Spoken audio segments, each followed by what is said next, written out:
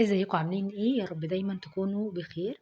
النهارده هنعمل مع بعض بقى ايه فكرة جديدة كده، ان احنا هنبدأ نطرز الحروف حرف حرف من حرف الالف لحد الاخر، علشان نعرف الحروف دي بتطرز ازاي الاساسيات بتاعها، عشان شغل الاسامي بيكون هو الاساس في المناديل والطراد.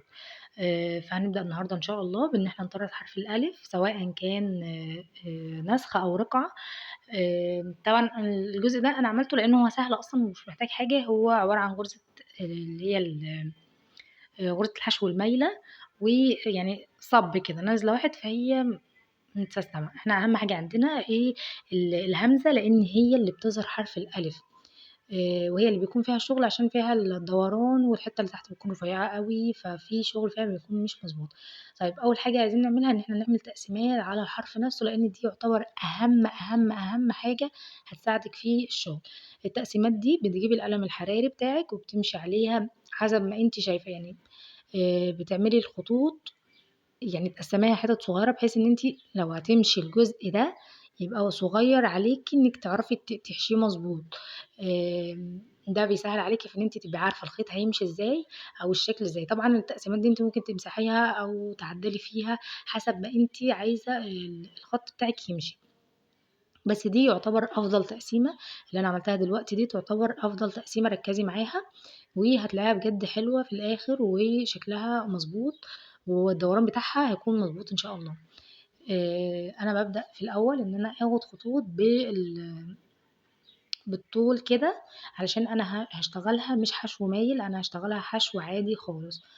اللي هو مش بيكون فيه اي ميلان، بتمشي على الحرف بتمليه زي ما هو، تكوني حريصة جامد فيه على انك تكون الغرز قريبة لبعضها، وتكون المسافة بتاعتهم موحدة، علشان شكل التطريز في الاخر يطلع مظبوط، ما يكونش فيه غرزة طالعة وغرزة نازلة، او يكون فيها فراغات. تمام.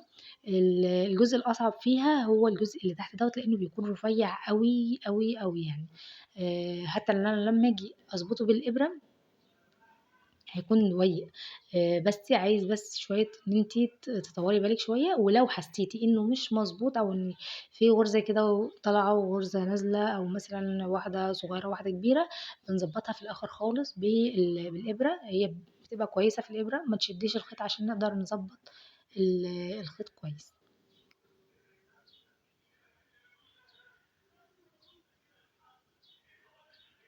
هادخل هنا يعتبر كده آخر غرزة، وهاجي بقى إن أنا أفضّل إن أنا إيه، أضبطها، لإني مثلًا الحتة مش مضبوطة، فهابدأ إن أنا أساوي كده بالإبرة، هادخل فيها من جوّه، وهابدأ إن أنا أحرّكها يمين وشمال كده، وارفعها شوية، هتدّي معايا سماكة شوية. تمام. وفي نفس الوقت لو في غرزة أصغر من الغرز التانية بتتدرى فيهم بتوسع كده. هاعمل الجزء التاني بنفس الطريقة، وأراعي إن في ارتفاعات مختلفة فيها. ما استعجلش ابدا في غرزة الحشو، لان غرزة الحشو دي يعني اساسها ان انتي تبقي ظابطة قوي الابرة، وظابطة المكان اللي بتدخل فيه واللي بتخرج منه، عشان تبقى المستويات واحدة. افضل عدد للشغل في الاسامي، افضل عدد 3. لو حابة ان الخيط او هتشتغلي على مقاس اسامي اكبر، يعني حجم الاسم نفسه كبير، خليها على 4 أو 5. لو حجم الاسم اصغر خليها على 2، بلاش واحد. هيصعب عليكي الموضوع شوية، هياخد منك وقت طويل قوي. فتلة واحدة ديت يعني بتبقى صعبة، ممكن تشتغلي فيها في الورود اللي بتبقى بتطريز. ان شاء الله نشتغلها بعد كده. لكن الاسامي الافضل ليها 3 لو صغير، 2 لو كبير، 4 او 5. ده التقسيمة بتاعت الألف، علشان لو حد مش واخد باله منها في الحشو المايل. طيب دلوقتي أنا هشتغل حشو مايل في الحرف ده كله من أوله لآخره، وهبدأ فيه برضو الهمزة. لاحظوا إن أنا هنا مش بشتغل غير بالإبرة وهي مايلة، أنا بعدل الطارة وبشتغل عليها وهي مايلة.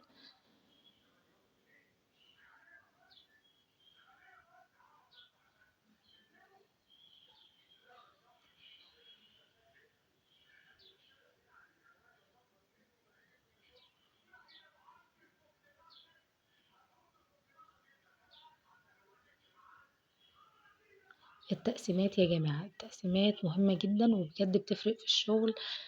ما تكسّليش وتقولي مثلًا أنا عارفة إن أنا هامشي على الخط كذا وهامشي كده وبتاع، لأ حقيقي، حقيقي الموضوع بيفرق كتير في التطريز نفسه، وعلى الأقل خالص بتحسّي إن أنتِ فاهمة أنتِ ماشية إزاي أو الإبرة رايحة فين وجاية منين.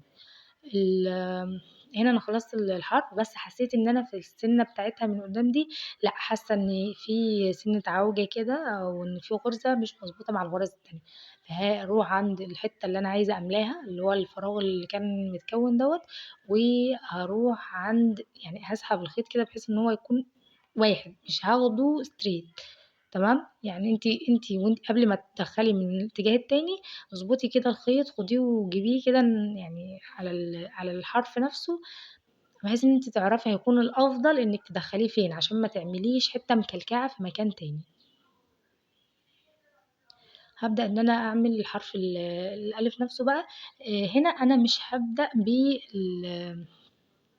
بالحرف من فوق زي ما عملت في الهمزة، علشان أنا عايزة الدوران اللي معمول فوق. لكن لو أنا اشتغلت من فوق من أول حتّة اللي أنا باعمل فيها دلوقتي، هتعمل لي شرطة كده، يعني إن هي هتبقى بزاوية شوية، مش هتبقى فيها دوران، فأنا هاشتغل من قبل الدوران بشوية عشان أعرف أكوّن الدوران دوّة.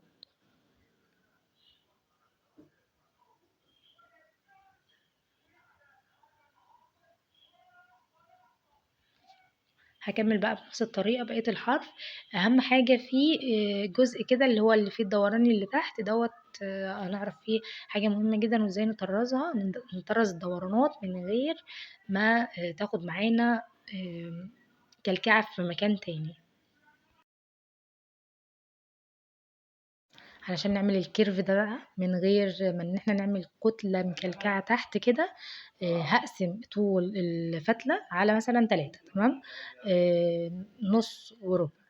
أول حاجة هاحطها عند نُص الفتلة كده، وهاخد غرزة، وبعدين عند ربعها وآخد غرزة، عندي كده 3 تدريجات. هارجع بقى بعد ال3 دُولة أحط الفتلة في اللي هو آخد غرزة عادية خالص، دي هتخلّي معايا في دوران، وفي نفس الوقت ما فيش خيط مكلكع من الناحية التانية، فهتبقى مساوية.